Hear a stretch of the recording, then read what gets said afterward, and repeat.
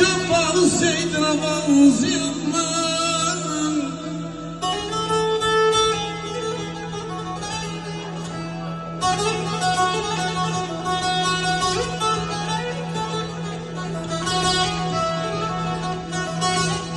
Anam Qarabağın minil muğabım,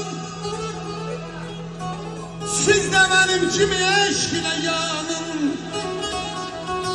Başıma döndüğüm Azerbaycan'ım, terkidiyem ben aranziyem ben.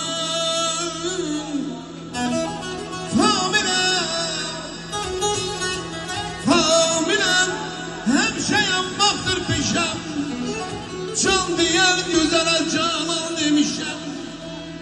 Bu yolda sevişte qəmdə yemişem, bir daha demerem, tam arzuyam ben ey.